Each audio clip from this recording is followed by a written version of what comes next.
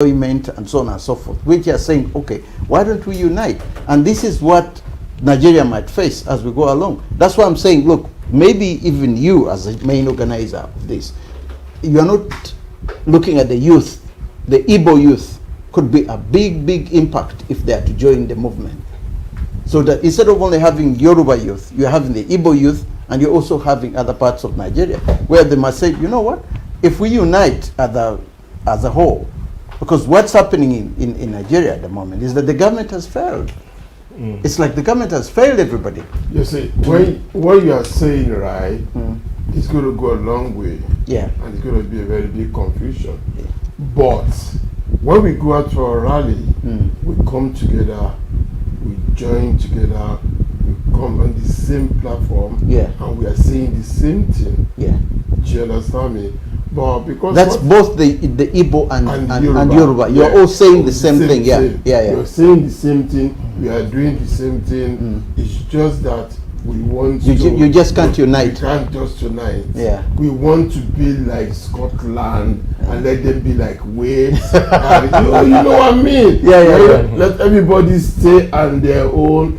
Because we've been Yoruba land, have been a nation before. And then when we are a nation, we don't have problem. We could deal with each other. You understand me? The problem we are having now, we can't deal with each other. Some part of Yoruba are betraying being Nigerian side because they're getting money. Yeah, of course. That was my next question. Money could be a key point as well. It could tinter the side where everybody goes. It happened with the Ken Solo-Wiwa, it happened with the money could be a major point now. If you have people raising, it's happening in Ethiopia. The amount of money being raised by Ethiopians abroad is sibling the war that is going on in Ethiopia. One quick point. Just very quick on my part. The issue about money. I mean, one issue is I think it happens with Yoruba and it happens with Igbo and others. They feel their elites are being bribed. Okay. And so these people who come from the grassroots, like Sunday, those sorts of people are representing what the masses are thinking. But the people who are the elites, like the man who is now scheduled to be the candidate, Bola Tinubu, these sorts of people are not representative, even though they are of a certain group, and they use their ethnicity as a bargaining chip. So I don't know. Are they being bribed? Yeah, you see, there's no leadership. People like Tinubu, as you said, they are the one using federal government money. They are the one in power. People like Sunday Igboho, they are the people that believe that the people at the top, they are cheating us. They're not giving us the right to see what happened on the weekend in the last election they did. They paid those guys 10,000 naira, and those guys collect the money, and they did not vote for them. Okay. And they even make a fun of them. And that's the type of Yoruba in Nigeria you'll be seeing in our next election. Because these people can you imagine? Our students are home. They can go to school, and one party can pay 100 million to buy a form. Just a form. Just a form for the candidate for the president. And they have about 100 of them buying that form. And our kids are at home. You can't go to school. They can't go to school because of money. And these people you are talking about holding the money to themselves. Look at them bringing out all the palliative food they have. That they supposed to give them 3 years ago. They kept it until some of the kids went to break into the place and start bringing out the food. So, you see, when we sit down here, when you see us doing our rally, we don't do it because of people like Tinubu. We want to put them aside. We want the new Yoruba land because we're tired of them. You mentioned last time we have when Obasanjo, when Abiola, something, they brought out 2 Yorubas. Obasanjo is not Yoruba. Obasanjo is a Fulani guy. Yes, he's a Fulani guy. Listen. The man is disagree with that now. No, Obasanjo is from the same community from Owu. But he is not a Yoruba man. He works for the Fulani people. Listen, the man himself said he's a Yoruba man. He said so. You see, he could be naming Yoruba name, but everything about him, he was doing it for the Fulani people. This is a guy that ruled for 8 years. Yeah. Go and look at his state. Yeah. Go and look at where his farm is. Yeah, yeah. No ordinary road he can do. Yeah. And when IBB ruled for 8 years, go and look at Mina. And look at Abeokuta for his own. It's not working for us. Yeah, yeah. He's never been a Yoruba man. Yeah, yeah. He just got a Yoruba blood, a Yoruba face, but in name is a Fulani man. I thought you were going to refer to the conspiracy theory that his father, his biological father, I don't want to go to that one. I'm not going to that one. But I understand what you're saying, because the military was dominated by the North after the right from the time of the counter coup of July 1966.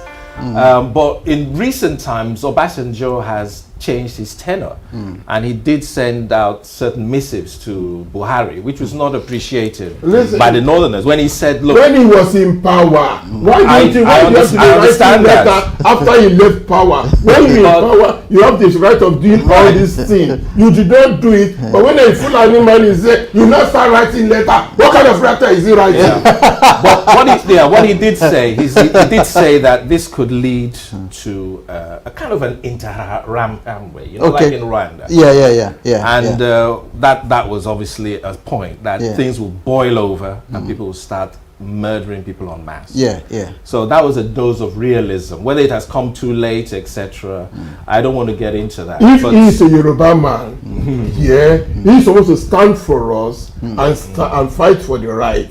Even though he's going to die on that right, he's supposed to do it, because he's one of people that bring Yoruba or Nigerian down. Do you understand me? Right. Because when he was in power, he has so many things to sort out. He did not sort it out.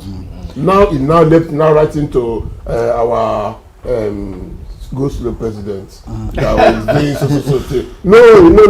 He should leave Buhari alone. He has done the wrong and he shouldn't be going back there anyway. You did mention one thing there, which I think we need to develop upon. Okay. And there's one thing you mentioned about Yorubas, like the prehistory. And this is an issue with the Igbos and others. When people talk as if life before was a bed of roses, that is not always true. Okay. You have the Yorubas in Ilorin, and there is an issue there about how they are. In fact, when you go by Yoruba, you think also about the Yoruba diaspora in West Africa, even Latin America, But specifically speaking, and also the Igbos, there was never any, Igbo as a civilization was a living, breathing civilization, but Biafra is quite a myth. And there was never any sort of unity and that among the Igbos. And in the Yoruba land as well, you had, before colonialism, the people in the Ondo area. They were very close to Benin.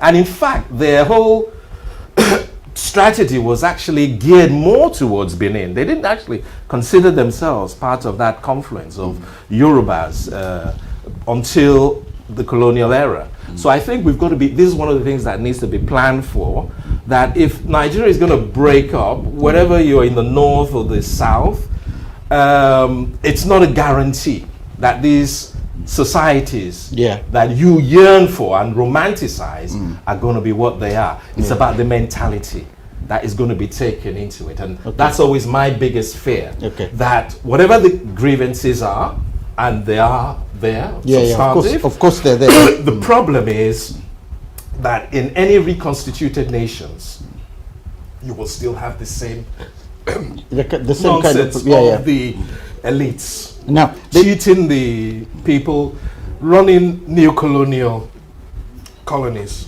So that's it. You can come in now, but I think we need to develop what you were mentioning about the issue about the economy and poverty. Because I can guarantee you that is if there wasn't a barren, encroaching Sahara with a lot of Fulanis, those Fulanis, not every Fulani is a herdsman, but the effects of the ecology of the Sahara, if you had a vibrant economy, most of these issues won't be arising. Now, I want us to go back to one thing which I've seen, not just in Nigeria, but in the rest of Africa. There is something called ethnic federalism and his ethnic nationalism politics that has failed to come together. That is ethnic nationalism and ethnic federalism and nationalism. Where you are supporting, like what you're saying, that Obasanjo is not a Yoruba.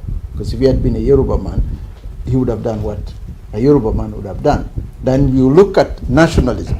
You find there are Nigerians who are nationalistic and they are doing their level best to make sure that Nigeria remains the same and Nigeria can function.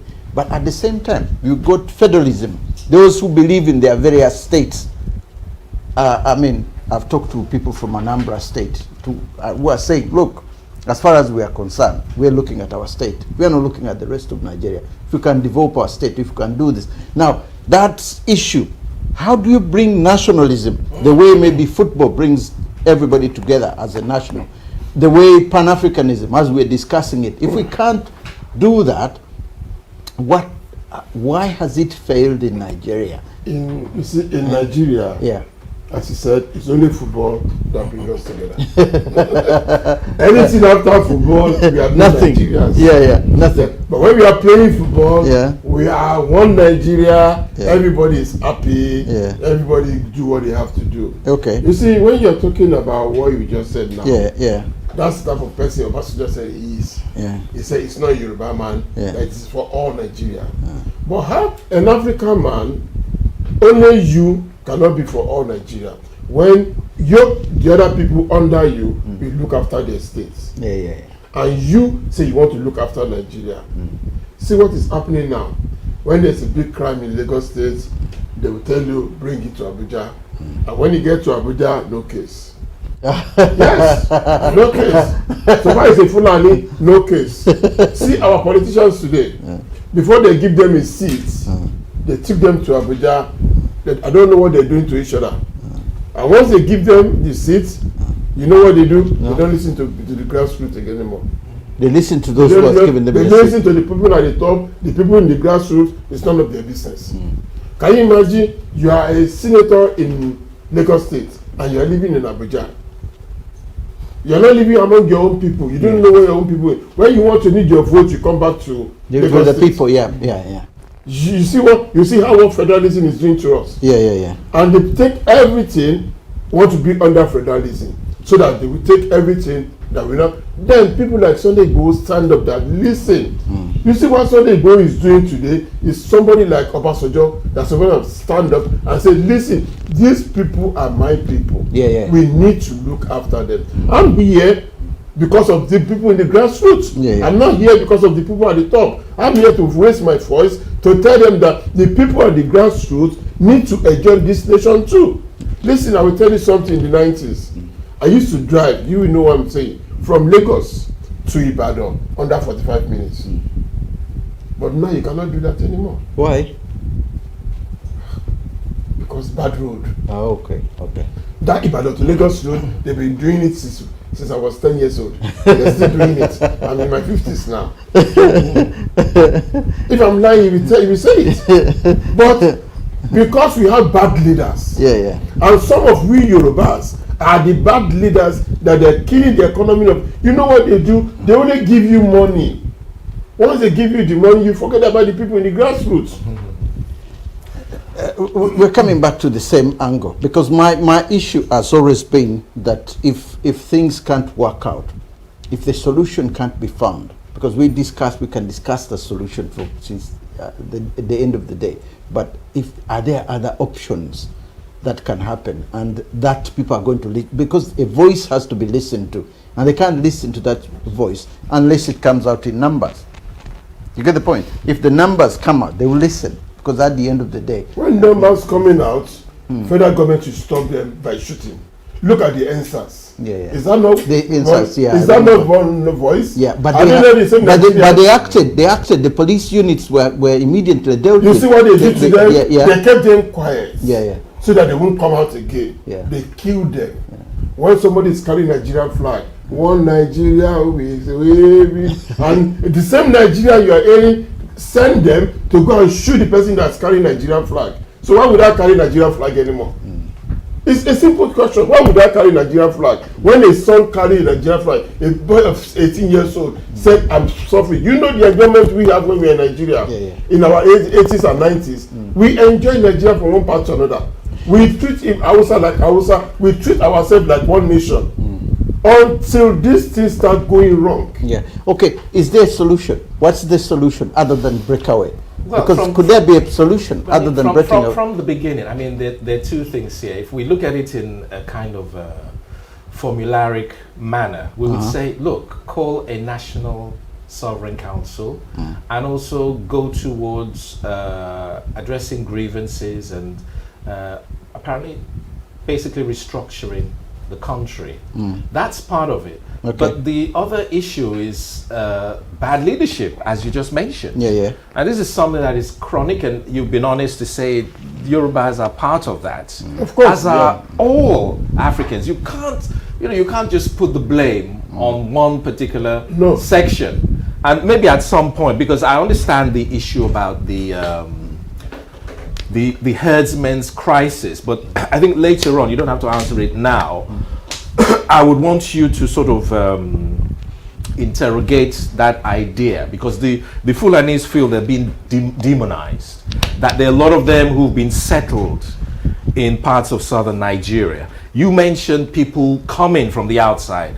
These may be people they've come from clashes between Fulanis and other groups in parts of Mali, in parts of Central African Republic. But is there a way that you feel that you can approach this without there being this kind of stigmatization that ultimately the Fulani, as if they're a biological enemy and that they're all bad? Is there a way around that? Let me answer that question easily for you. When these guys are coming in, they come in with AK-45, the S-man. How could you have a S-man with AK-45 coming from the north down to the southwest? And we have to stop them doing that or coming through people's farm. When they come through people's farm, eat the crops, kill the farmers. That's why Sunday will come up that you should stop killing my people. And we keep on telling federal government, you and me know that in the 80s and the 90s, we have Fulanis in Lagos at our gate door. You know we use them as a gate man. You know they do our shoemakers. You know they do tailors. We welcome every one of them. Until this particular time, they start coming in, becoming, in some area in Lagos. Can you imagine they say that when the Fulani people are working there, they don't want nobody else to work there.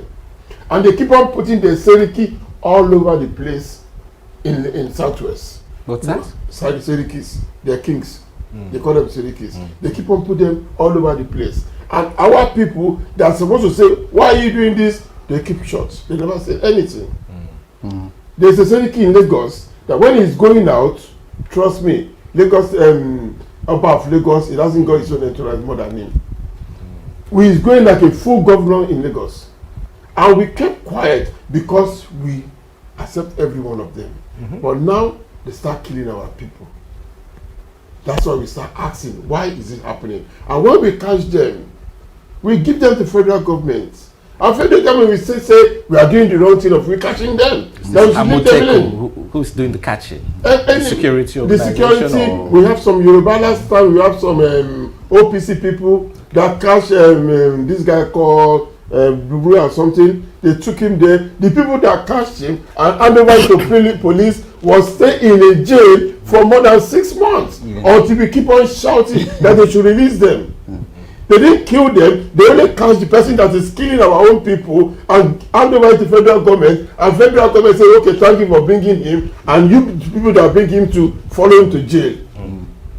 And we are talking about one Nigeria. If you want to talk about one Nigeria today, sorry, bros. If you want to talk about one Nigeria today, I will tell you that Yibo should be our next president in one Nigeria. If you are talking about one Nigeria, but you know what happened. You can put that on the table. Rotation system. The rotation system. No, but it's not going to happen anymore. People have gone past. We've gone past that long time ago. Now I've got a friend, Muta Kilimanjaro, who's a keen follower of my program, and he's been saying here that the Yorubas have Nigeria, and they can take it to their grave. Nigeria is a grave of dead mindsets. He says something to be done about people's mindsets, which in other words goes with education. Maybe that's where the problem is. If we have more people in education, people who are, you can sit down and do dialogue. Now it's difficult to do dialogue with people from the north. I mean, the educational structure of Nigeria, the way it is, there are more educated people in the south than in the north. Could this be a major problem as well? The mindset. How could you sit down with people that are not going to listen to you? No, it's a good question. How would you sit down with people that realize that they don't like education? And we love education, and education, our school have been locked, and they don't do anything about it. How could you sit down with them? How could you sit down with people that when you have 10 grade A and they're not having grade A, and you be sitting at the same table and they push them to the people that have knowledge? How would you sit down with them? They don't have the same knowledge with us. Our own knowledge is far different from them. They just keep on pushing themselves. Look at Nigeria today. Look at all our health service and tell me their names and bring out Igbo or Yoruba names out of it. Okay, if we put it out, how do you see this setup as it is? Is it now education as a major issue? Because the way I look at it, and, from what he says, you can't do a dialogue with people who have a different mindset. I think this is where the problem is. Well, look, I think, as was mentioned, mindset, mentality is important, and I think that transcends whatever benefits or the preponderance of education in the south over the north, because that was an issue about Nigeria becoming one nation in the first place. The north was fearful that if it joined at the time of independence, they would be dominated by the south, so they needed some sort of guarantee that they would be the political leadership. And certainly that happened after independence. They needed to divide the South, and they had a willing person in Azikiwe in facilitating that. But but there's that accusation that then the Yorubas would join with the North against the the East. So, but I think that it's about mentality, and this goes beyond education. It's nothing to do with the mindset. It's nothing. You speak about Fulani and Hausa and being sort of. It's about one party in the south being more Western orientated than the north. You see, we mustn't forget, and if in fact it is the Fulani who are dominating Nigeria, look, we mustn't forget that they came as part of an empire. And to build an empire, it's not just illiterate cattlemen who do that. They are people of a certain mentality.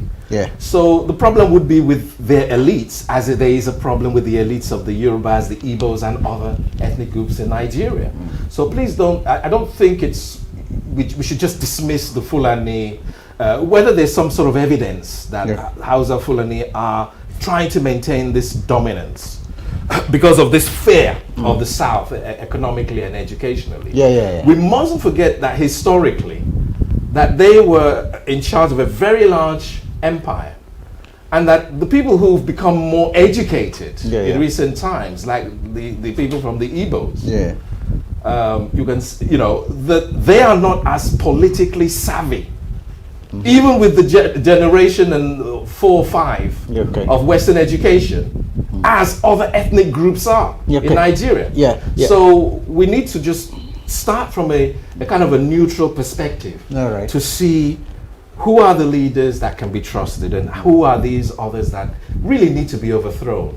Whatever their ethnicity are. I'll come to a major point, and that's because frankly, this is a very important point. I was speaking to a historian. He's unfortunately now deceased. From the West, Europe, and he basically told me that look, basically, the politicians we have in Nigeria today, they're not like in the 1960s, the Awolowos of the West, the Okparas of the East, they are criminals, literally criminals.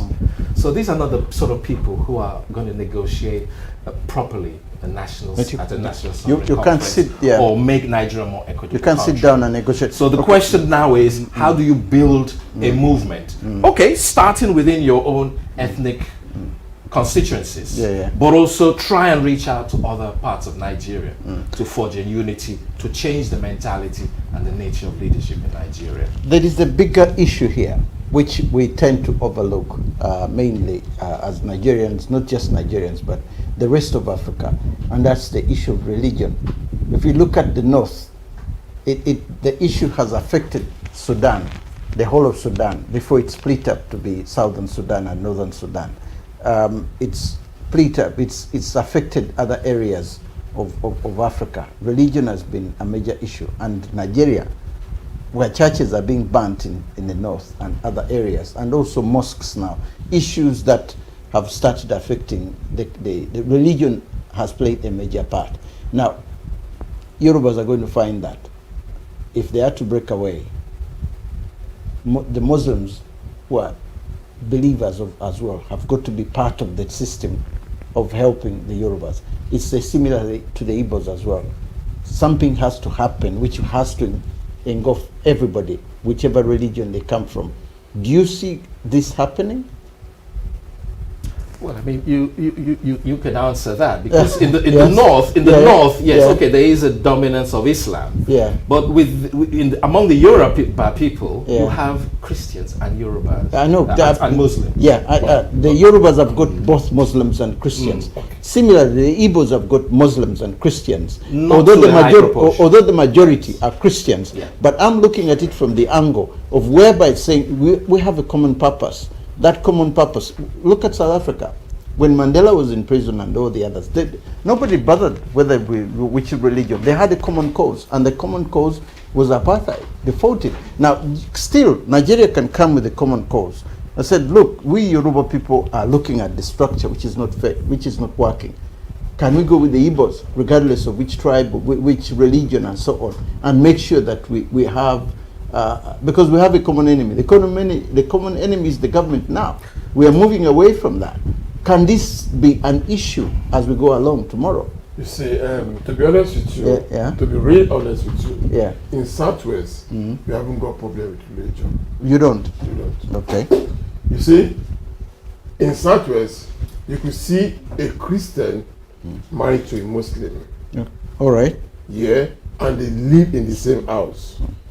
We have no problem with them. It's only the North people, Netherlands, that have problem with religion. Even though you want me to say something to you, the Muslim in the North, they don't believe in the Muslim in the Southwest. Okay. They don't believe in their own Muslim in the Southwest. Yeah, they call them one name. Non-believers or something. They call them non-believers. Yeah. So we in the Southwest, let me tell you something. Yeah. When we are young, we used to celebrate the Ileya together, and they celebrate Christmas together. Yeah.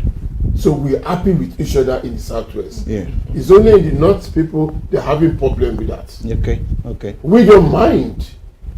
You understand me? I could marry to a Muslim wife because I'm a Christian. We will live together. She will go on her own prayer, and I will go on my own prayer, and nothing will happen. And the same way we respect the mosque, that's the same way they respect our churches. Okay.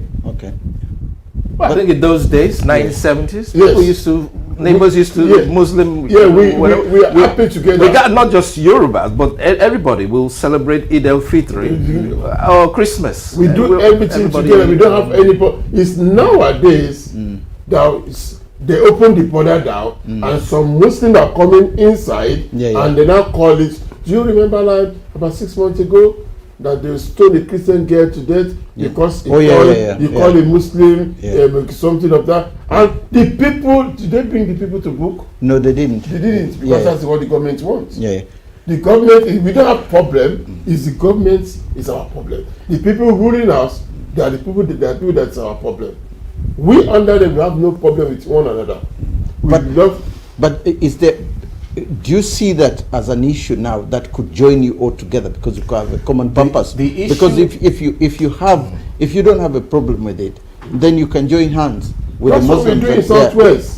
the issue that should join everybody is poverty, ignorance, and progress. Okay.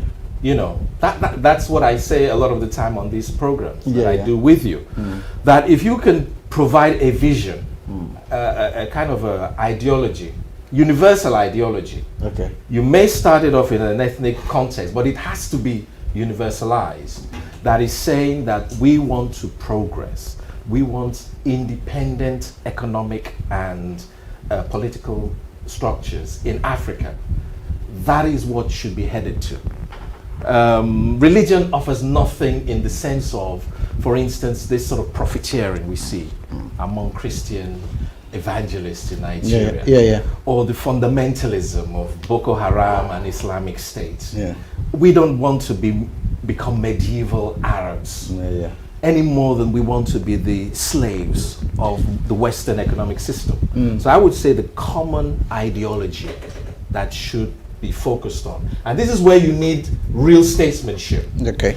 I think the stature of people like Nnamdi Kanu, Sunday Igboho, is that they come from, in a sense, the grassroots. Or at least they have the support of the grassroots people. People can say what they want about either of those two men. But we really need people, and it's not just about having an intellectual. You need thoughtful people, like Chief Awolowo was, like Dr. Opara was. People with an ideology that is based on progress. And even in those days, people said, you know, that, look, so-called tribalism could be used as a strength. You see, I don't like this idea about dividing up into states and breaking up a country. You make yourself weaker. Yeah, of course. For African states, for me, the bigger the better. And it's not about the bigger, can these Africans manage themselves? Well, yes, they damn well can. You had the Oyo Empire, you had the Ashanti Empire, you had Songhai. Okay? There's no issue about that, but it is about bringing people together with a common universal ideology. And we need statesmen-like leaders to do that. Unfortunately, we don't have them. The people who are certainly going to run for the elections, I will risk any libel suit. They are criminals. They are literally, they have nothing to offer in terms of developing that country. Listen, so, I was interviewing Alistair. He stood for presidential elections nearly 5 years ago. And I also interviewed one doctor who is also trying to run for presidency next year as well. Is another doctor, very, very prominent guy here in London.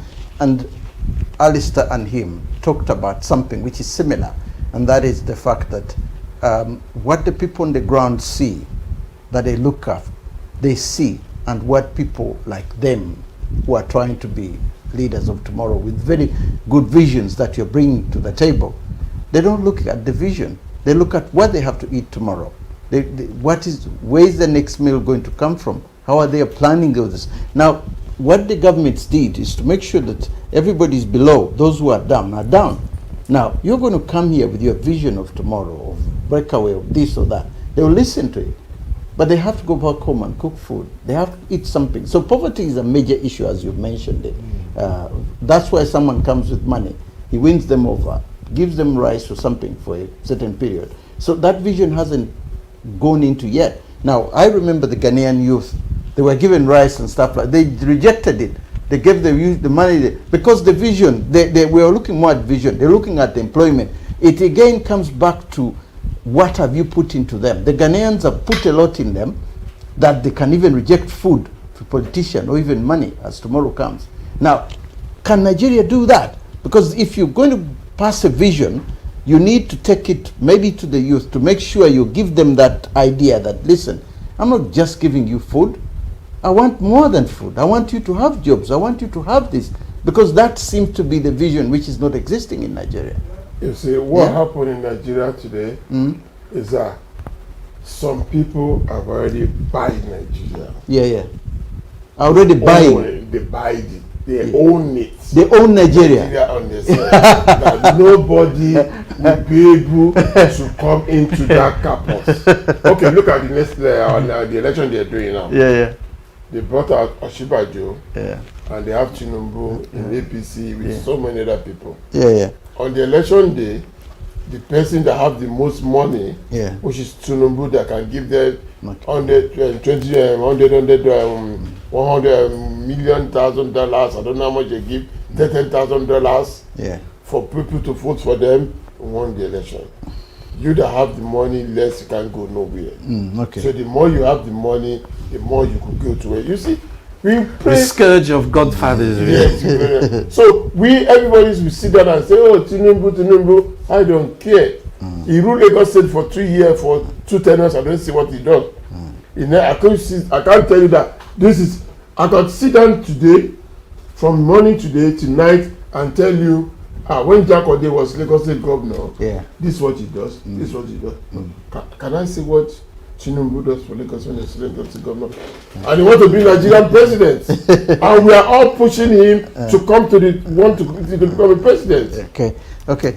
We're coming towards the end of the program, and the issues are not going to go away. We can discuss them, we can go to head, we can do whatever we want to do, but it's going to be difficult. But as the major issue stands, and how do you see both where Yoruba is going to go? How do you see where Yoruba is going? Because now we have a big problem. If Yoruba goes, which can't be allowed, so will the Igbos. 1 or 2 minutes, 1 or 2 seconds on that issue. By we Yoruba saying we want our own nation, Yoruba nation, and we want to get out of that country, we have to come together. It's not by fighting or by killing each other. We have to raise our voice, come out with a big rally all over the world, let the world know that this is what we want. Okay. We are planning another rally in Nigeria, which we expect everybody to come out, like the way they came out in Sierra. Everybody was there, take over. It will happen one day in Nigeria. Ade. Yeah, well, to sum up, you've got to get past the previous the stereotypes and reach the young people. Don't keep on bringing up the treacherous Igbo officers who murdered other people, or the Yorubas who didn't support the Igbos in the civil war, or homicidal. The past should remain in the past. You remember the past, but you think about the future. You think about what are you going to do. Who has a vision to develop the country? All right. I just want to thank both of you for coming. I know it's never easy. It's never easy, especially when it comes to politics. But let's see what goes ahead. I just hope that Nigeria doesn't break up. I just want to say thank you very much for viewing us, and I do hope that we'll be together again next week for another edition of Africa Speaks. Thank you very much, and may God bless you all.